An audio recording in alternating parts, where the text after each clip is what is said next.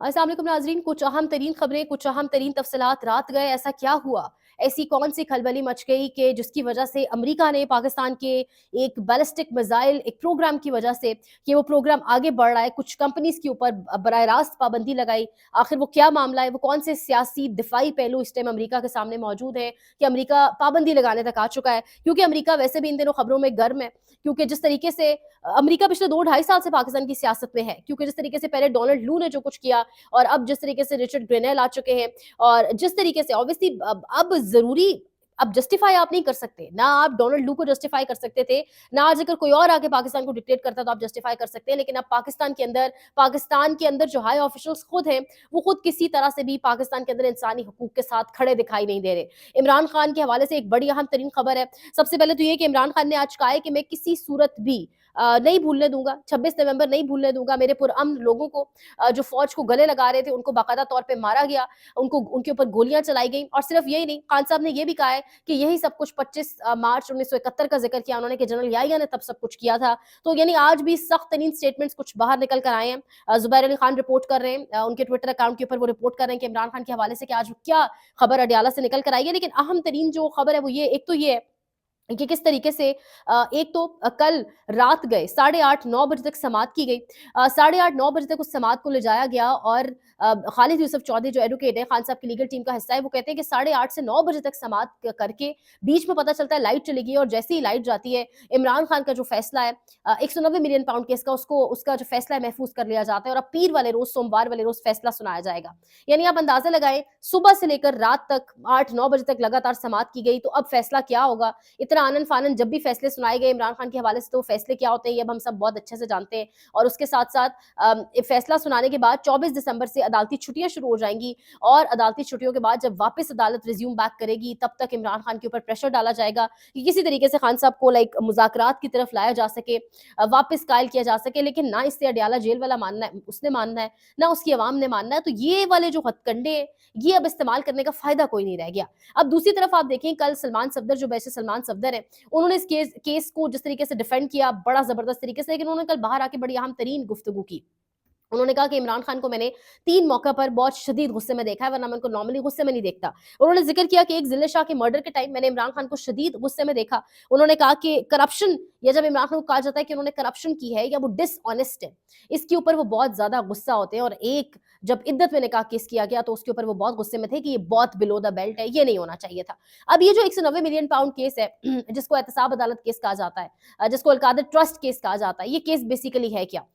190 million pounds नहीं भेजे, 171 million pounds कहते हैं मलिक रियाज ने भेजे थे। मलिक रियाज का पैसा जब लंदन के अंदर, बर्तानिया के अंदर मलिक रियाज के पैसे के हवाले से कहा गया कि ये इल गॉटन मनी है, यानी इसके हवाले से कोई ट्रेल आपके पास मौजूद नहीं है, तो इसलिए इसको हम वापस भेजेंगे। जब वापस पाकिस्तान पहुंचता है पैसा, तो वो बंद लिफाफे के अंदर इमरान खान साहब अपनी काबीना के आगे रखते हैं और काबीना के आगे रखने के बाद उस पैसे को इमरान खान ने पर्सनल किसी इस्तेमाल के लिए इस्तेमाल नहीं किया, पर्सनल यूज के लिए इस्तेमाल नहीं किया, बल्कि एक यूनिवर्सिटी बनती है जो पाकिस्तान के या पाकिस्तानियों के लिए काम आती है, क्योंकि वो पैसा अब ऑब्वियसली और जो बैरिस्टर सलमान सफदर कह रहे हैं जो उन्होंने अदालत के सामने रखा वो कह रहे हैं कि पैसा उस वक्त सुप्रीम कोर्ट ऑफ पाकिस्तान ने वसूल भी किया, सुप्रीम कोर्ट ऑफ पाकिस्तान ने उससे मुनाफा भी लिया और आज भी वो पैसा यानी वो 171 मिलियन पाउंड जो है 190 नहीं थे 171 थे, वो आज भी वो पैसा जो है वो इस हुकूमत के पास मौजूद है, यानी इमरान खान के पास कोई मौजूद नहीं है। तो इमरान खान और बुशरा बीबी के ऊपर जो मॉनेटरी फंड्स या कोई गेन्स उन्होंने उससे हासिल किए, उसके ऊपर जब बात की जाती है कि शायद इनको उससे कोई फायदा हुआ है, तो वो साबित नहीं कर सकी ना प्रोसिक्यूशन, तभी तो ये प्रोसिक्यूशन को प्रोसिक्यूशन कम और प्रोसिक्यूशन ज्यादा कहा जाता है। सो ये सारा बेसिकली मुद्दा है जिसके ऊपर ये केस खड़ा है। अब ये केस भी कचरे, अब इसका ठिकाना भी कचरा ही होगा। जैसे आपने देखा साइफर का हुआ, उड़ा के रख दिया। ये भी जब इस्लामाबाद हाई कोर्ट पहुंचेगा देर से क्योंकि छुट्टियां दे दी, आगे प्लानिंग मनसूबाबंदी बड़ी तगड़ी की गई है, पहुंचेगा देर से, लेकिन उसके बाद पहुंचने के बाद जो होगा ये अब हम सब बहुत अच्छे से जानते हैं कि केसेस का फ्यूचर क्या होगा, क्योंकि केसेस के अंदर लीगल बेसिस के ऊपर कुछ मौजूद नहीं है।